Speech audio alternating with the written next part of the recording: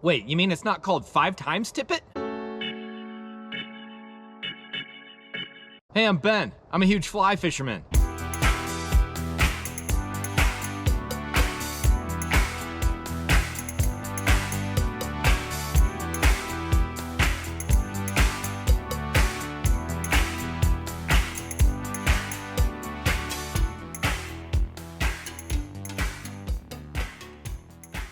Welcome back to another episode of Huge Fly Fisherman. Today we're going to be talking about tippet, and I'm going to explain it for you as briefly as I can. So what is tippet? Well, it's Mike's dog and it's also fishing line. Specifically, it's the thin part at the end of your leader.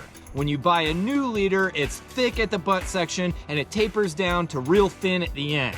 The last 3 feet or so is all the same thickness, and that's called the tippet. It's just the end of your leader. As you're changing flies or breaking fish off, or you have to cut out tangles, you'll use up that thin tippet on the end of your leader, so you carry extra. It comes like this, on spools of different thicknesses of tippet. Yes, that's a word, thicknesses. We'll talk more about that in a minute. So the end of your leader is called your tippet, and these spools are called tippet. It's really tippet material, but everyone just calls it tippet, and you can too. There are 2 main types of tippet material, nylon monofilament, or mono, and fluorocarbon. Think of mono as regular tippet. What you need to know about mono is that you get either toughness and abrasion resistance, or you get suppleness and flexibility. Those are the 2 ends of the spectrum. In trout fishing, we generally prefer suppleness over abrasion resistance so we can get a good drift, so your tippet is fragile. Take care of it. Anything labeled saltwater tippet is going to be more on the tough side of the spectrum because you're just retrieving the fly and not trying to have it drift naturally. Another thing you should know about monofilament is that it's affected by UV light and damage from soaking up water, so it doesn't last forever. Okay, now fluorocarbon tippet. Fluoro is more expensive than mono, but that doesn't always mean it's better. The main selling point you'll hear about fluoro is that it's invisible. Well, it's not invisible, I know that because I can see it, but the refractive index of fluoro is real close to that of water, so it is more difficult to see fluoro underwater than mono, but it's not invisible. Fluorocarbon also sinks, so it's good for nymph fishing. It's also tougher than mono, so if you're trying to pull cubera snappers out of the rocks, I'd go with fluoro. So mono and fluoro each have their own applications, and you can decide which is best for you. Break time, I'm thirsty.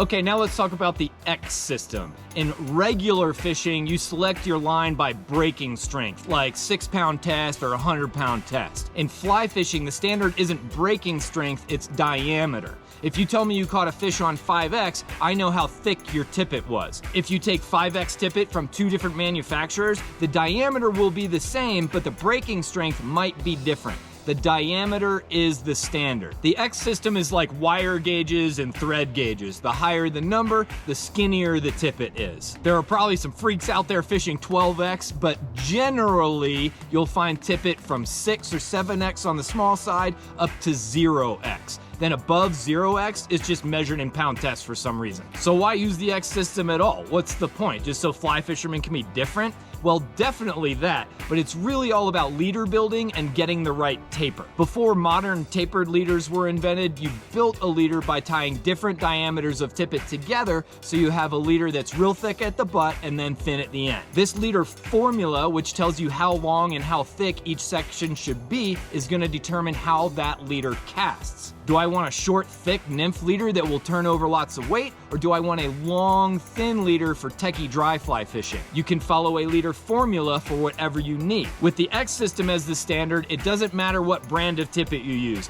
You know the diameter of the material, so you can reproduce that leader the exact same way.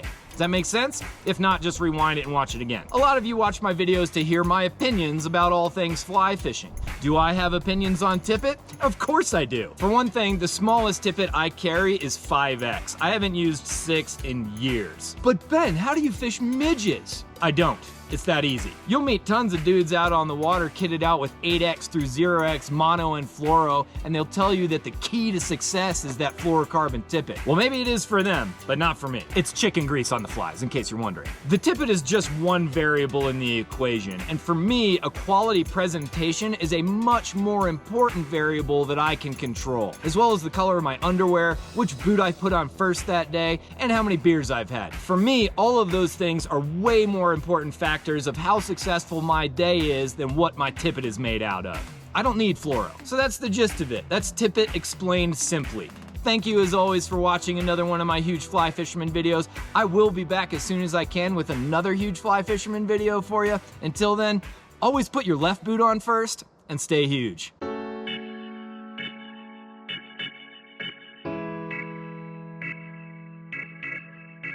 I literally have written down something funny at the end. We're just gonna go with that.